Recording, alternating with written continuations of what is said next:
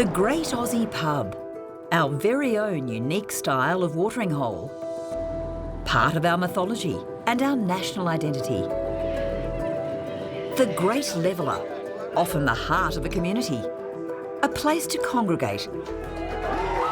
For sporting triumphs and losses.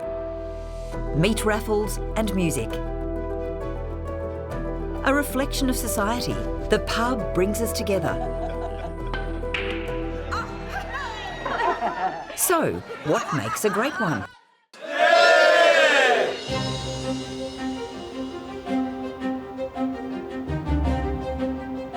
The pubs we enjoy today are the legacy of a less than romantic past.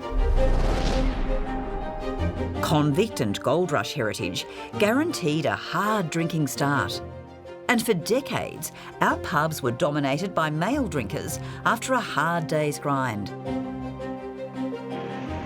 When drinking hours were curtailed in the evening during the First World War, it led to a particularly Australian phenomenon. It was savagely called the 6 o'clock pig swill.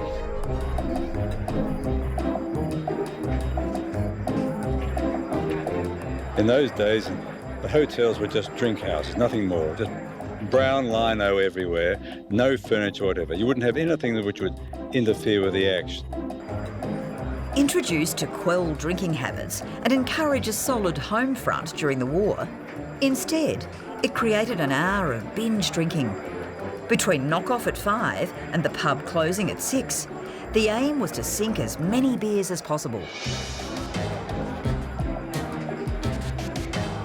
It was frantic and often messy. And at 6 o'clock, the entire pub would empty. Aussie men became renowned for loving a beer and a fight. Seems that the Australian pub has established a rather terrifying reputation the whole world over. They're known as tough, brawling, hell-for-leather places where you can get in a fight at the drop of the hat. What's the quickest way to get in a fight in an Australian pub? Just turn around and drink your beer out of your middy or schooner, whatever you're drinking.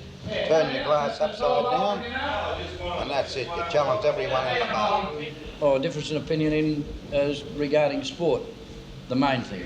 Well, you just call me a name and you'll just see how quick I can get into it. The Animal Bar in Corumba, far north Queensland, waits for you at the very end of the road. A place that was one of the last outposts to change. It is finally civilised, apparently. A decade or two ago, it would have been a dangerous choice of venue. They were raucous and heady days when this town was a mighty prawn and fishing hub and a pretty wild place. I've been told this is the roughest pub in Australia. Nah, it's the people that drink here, it's not the pub. So why has it got this reputation? Well, you get 30 or 40 fishermen together and a heap of rum, you're bound to have some upsets. You're a dangerous lot. No, we're just sociably excitable. That's it. So what sort of people used to come to Corumba back in the old days? It was a frontier town. I had a boyfriend once. I didn't know that he was dodging the Vietnam draft.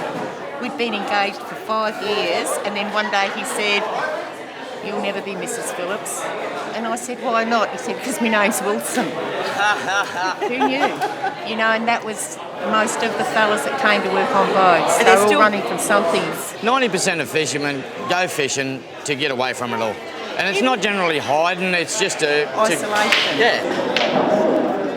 Corumba seems more laid back to me these days, and there are now entertainment options to cater to more refined tastes. I've read there's this bar, the Animal Bar, and there's a casual bar or swab bar. So why aren't we in the swab bar? You have to have footwear on. One, you can't smoke, and two, they're just the wrong crowd of people.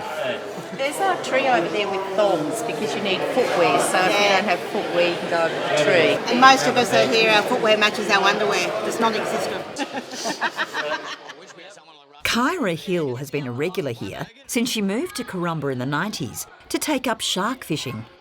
Right here, the famous thong tree. Oh, look at this. If you need a pair, there they are.